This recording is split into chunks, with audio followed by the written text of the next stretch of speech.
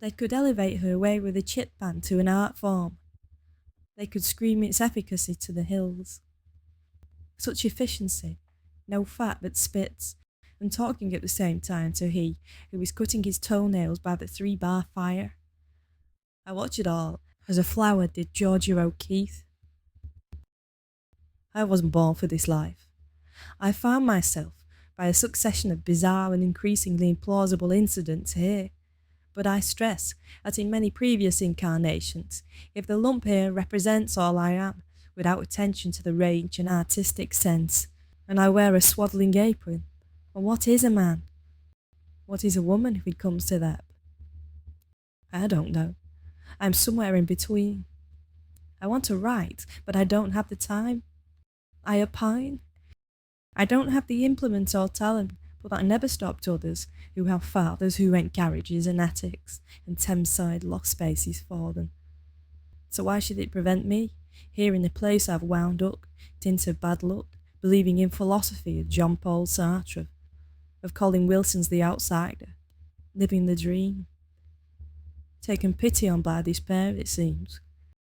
A dowager duchess in my speaking tones, but without two halfpennies to rub close.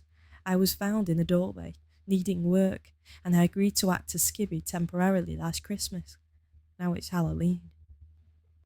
Mr. eats the nails he cuts, while his queen cooks, penny spotless, and inhabits an air and light quite unaccustomed to these London back streets. I can say it because I've been there. Fallen on hard times, raised by cantilevers, not by walls, hoisted above the proles in boarding schools. I knew stately homes, then abandoned it all in the cause of the artistic mission, which left me so rich, cash poor, in a state of inebriated mess on the floors of friends and acquaintances, then enemies. It's bizarre and cryptic, a pintoresque ménage à trois, where we speak our thoughts in silence, and every pause is weighted with such freights of menace that you wouldn't thank me for elucidating on my harm. And where violence lurks. Over her shoulder, the lady of the house throws a glance, and it's as if to say, I know I'm no good at this homemaking dance, this scenario. I debase myself to do my dinners for him.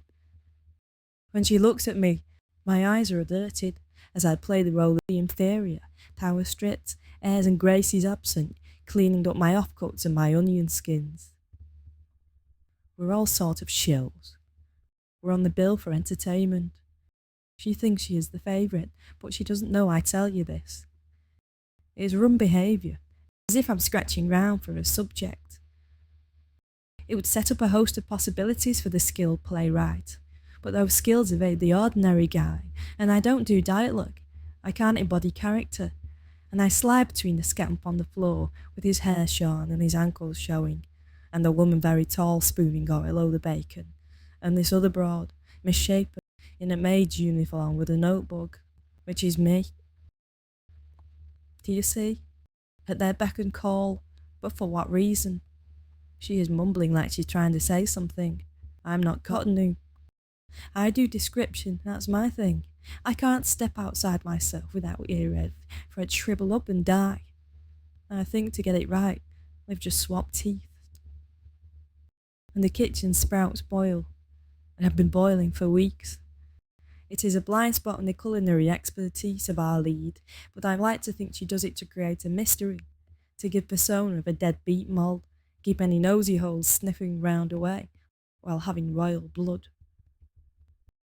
Speculation keeps us bound in our intense three-way, Donmar warehouse, where he says nothing but picks loose skin. She plays wifey, but has him on a string. And I'll tell you all this on sabbatical from my bit as principal boy in the pantomime with my own creation. I'm going through my kitchen sink phase with added menaces. I've seen Eugene Ionesco, I've seen Bertolt Brecht, and hope to get myself straight one day if I take my medicine. Emerge into a lucrative Hollywood phase and take big checks. But for now, misgivings stretch. I'm part the nose by a goggle. She's a rhinoceros by the stove. And the man in the overcoat is down below, but without an audience. It's all performative. It's called doing it for its own sake.